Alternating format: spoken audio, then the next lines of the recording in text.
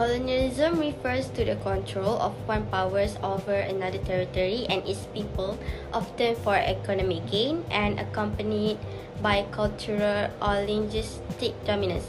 Historically, it has involved the subordination of indigenous population and has been debated by political theorists since the era of the Crusaders. In the 19th century, the gap between Europe's liberal ideals and its colonial practice become increasingly visible. British colonialism in Malaya differed from other European powers because it relied on maintaining existing Malaya political structure through indirect rule.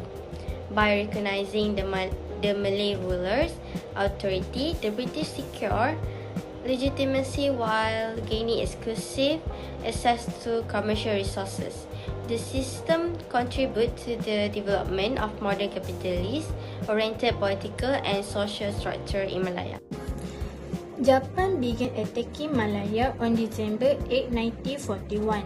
Among the reasons, strategic location, the reason Japan colonized Malaya was also because it wanted to control the middle of the main sea routes located in Southeast Asia, especially the Strait of Malacca, because by controlling Malaya, Japan could completely control maritime traffic in the region, include the movement of the Japanese Navy. In addition, Japan could block enemy supply, especially the British. Around it, Japan could control sea routes that were very important for logistics. This strategy allowed Japan to support shipping operations, the raw material from Southeast Asia to run smoothly. Next, economic resources. Malaya was the world leading producer of raw materials such as tin ore and rubber. Japan wanted to exploit the raw material for the economic needs imposed by the Allies.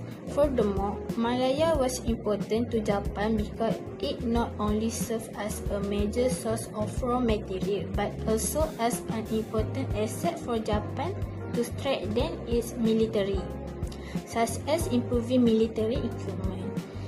The supply of these resources was essential in their effort to meet the demand of their vast industry. Finally, to weaken Western power by eliminating British influence in Southeast Asia. The British controlled two strategic areas, Malaya and Singapore. For Japan, the British were main obstacle to Japan creating a greater East Asia co-property sphere where Japan would separate the idea of United Asia free from Western colonialism.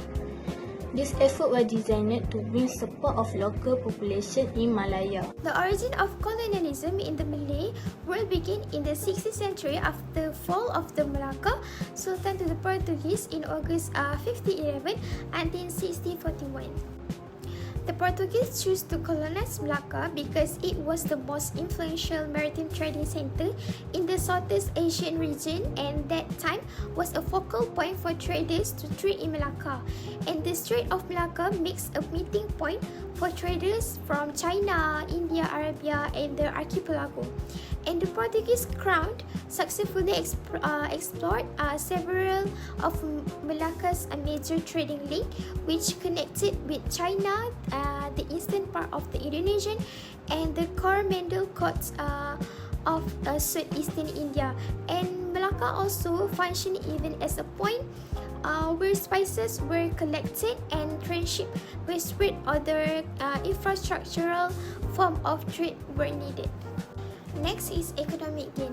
Malacca was so important a part of the Indian Ocean trade and so that the Portuguese regarded its capture as vital to their plans. This rise of Malacca is generally accepted and how the growth occurred to display the achievement of that century of growth.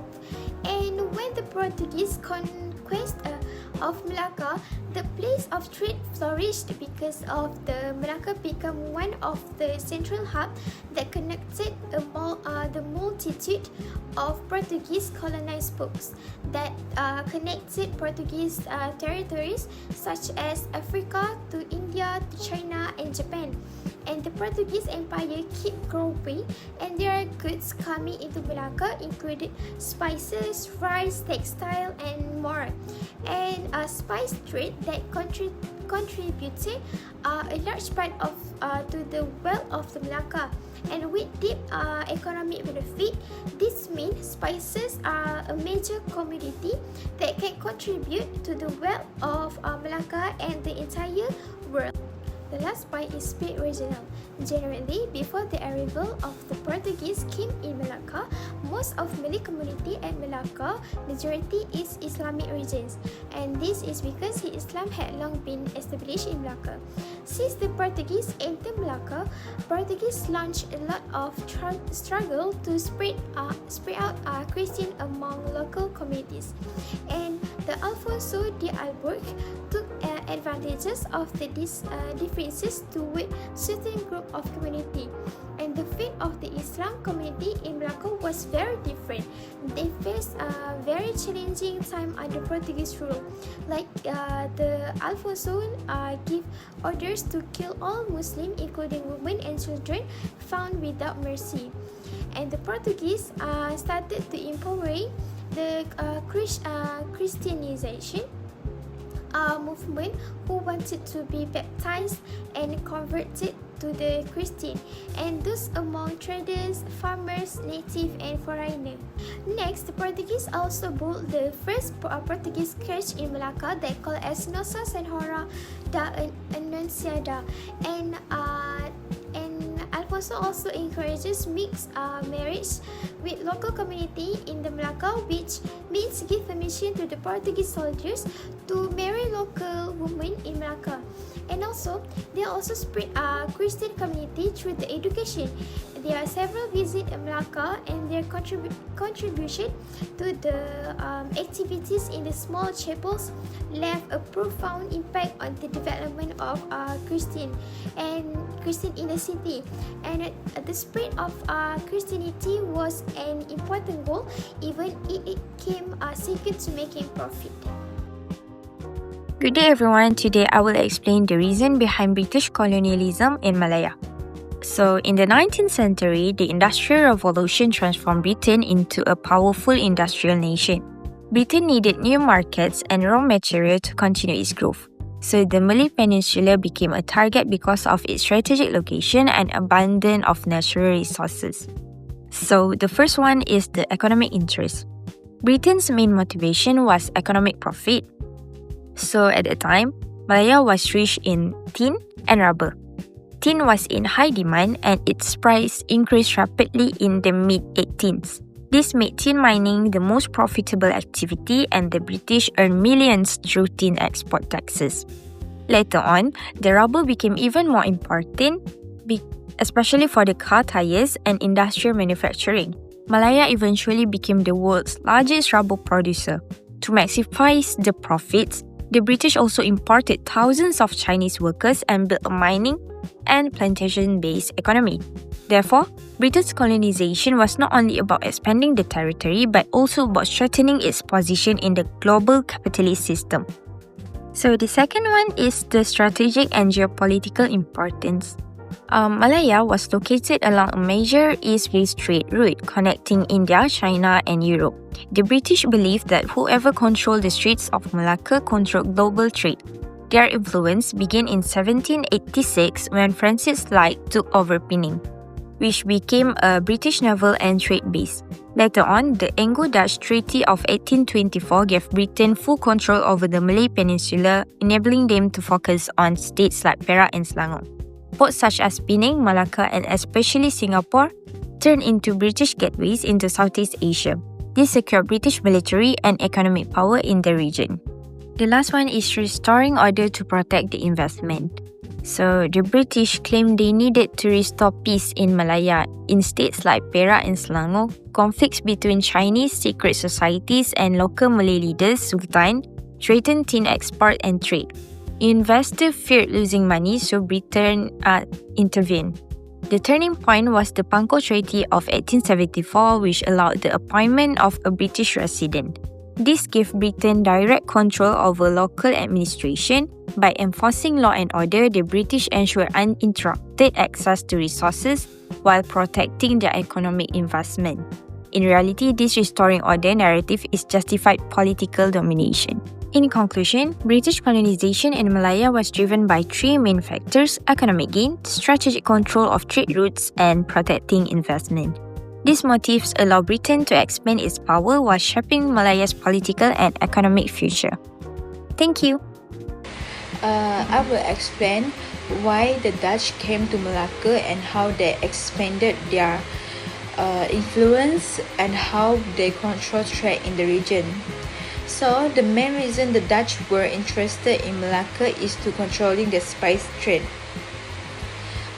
During the 17th century, spices such as cloves, nutmeg, and pepper were extremely valuable in the global market. The Dutch East Indian Company, or VOC, wanted a full monopoly over these goods. Malacca location was highly strategic. It sat right on the major trade routes connecting to China, Japan, India, and the Spice Island. This meant that whoever controlled Malacca could control the flow of regional trade.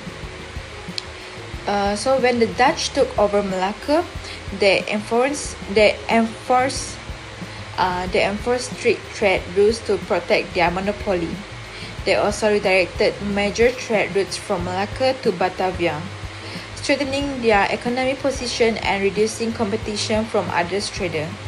This made the VOC one of the most powerful trading forces in South Asia. Another major reason for Dutch expansions into Malacca was to weaken the Portuguese. The Portuguese had controlled Malacca since 1511 and were the Dutch's biggest trade rival in the region. As long as the Portuguese remained in power, the VOC could not dominate the Strait of Malacca. So in 1641, the Dutch and the Johor Sultan launched a coordinated attack and successfully captured Malacca. This victory ended more than a century of Portuguese dominance and gave the Dutch control over an extremely important trading port. By removing the Portuguese, the VOC strengthened its military and commercial influence and gained full control over trade routes in the Strait of Malacca. After taking Malacca, the Dutch continued to expand their political and economic influence. They formed treaties with Malay states that produced tin and built forts to secure their trading interests.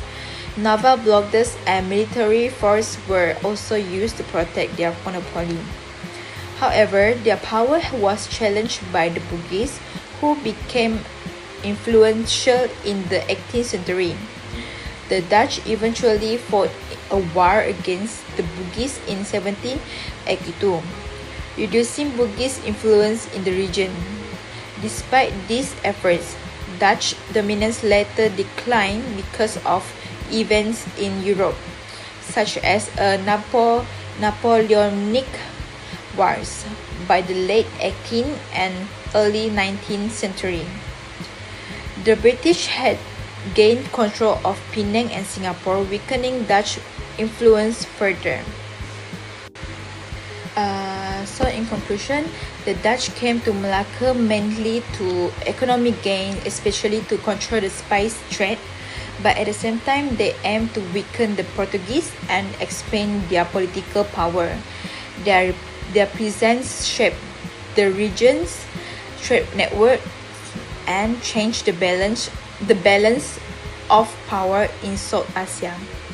So in conclusion, colonialism in Malaysia was driven by its strategic location, rich resources, and economic potential. Major colonial powers including the Portuguese, Dutch, British, and later the Japanese sought control to secure trade routes and valuable commodities such as spice, tin, and rubber.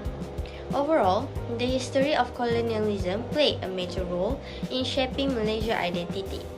Despite the challenges and inequalities introduced during this period, the struggle for independence helped form a modern, multi-ethnic nation.